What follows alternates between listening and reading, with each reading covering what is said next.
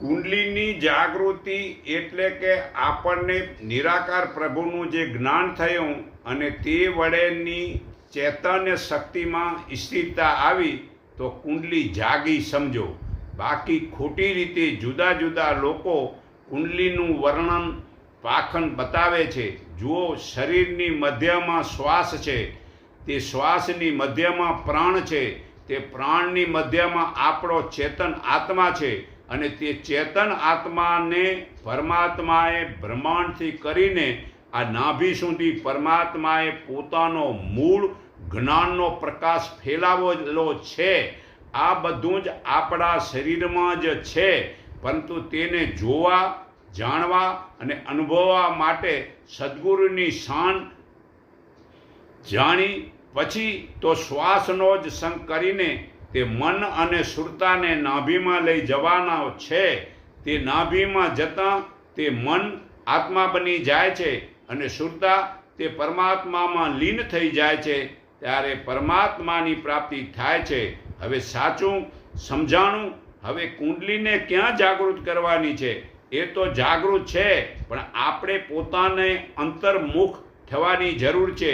તો કુંડલીની જાગૃતિ માટે ચેતન સ્વરૂપને પૂર્ણ આનંદ, પૂર્ણ શાંતિ એ જ મેળવી શકે છે. ગીતા અધ્યાય 11:53 મુજબના વેદને, તપને, દાનને, યજ્ઞને છોડવાથી જ પરબ્રહ્મનું ચિંતન થાય છે. આ ગીતા અધ્યાય 18:62 મુજબ શરણને સ્વીકાર કર્યો છે તો કુંડલીની જાગૃતિ થઈ સમજો. છતાં બ્રહ્મજ્ઞાનીની કળા સામે તે કુંડલી એક દાસી છે. બ્રહ્મજ્ઞાની તે પરબ્રહ્મની વિધા જાણે છે, તેના વડે મોતને પાછું મોકલે છે, તેમજ ઈશ્વરના રૂપને જાણે છે.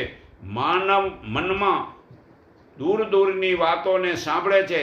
તે બ્રહ્મજ્ઞાન જાણનારને સર્પનો ડર લાગતો જ નથી. બાકી તો હાલમાં તે કુંડલી માટે ભક્તોનો ભાવ કહેવાય છે, યોગીઓની કુંડલી કહેવાય છે, કર્મકાંડીઓની ગાયત્રી મંત્ર કહેવાય છે અને બ્રહ્મજ્ઞાનીઓની આત્મશક્તિ કહેવાય છે. આ બધું જ એકનું જ એક જ અર્થ થાય છે. ખાલી જુદા જુદા શબ્દો બોલી લોકો ગુમરે ચડાવે છે. એ બધું કરવાનું નથી. આપણા શરીરમાં ભગવાને બધું જ ગોઠવી રાખ્યું છે. જો કુંડલી બંધ થાય તો મૃત્યુ થાય. માટે ઈમાનદારીથી કર્મ કરો તો કુંડલી જાગી સમજો.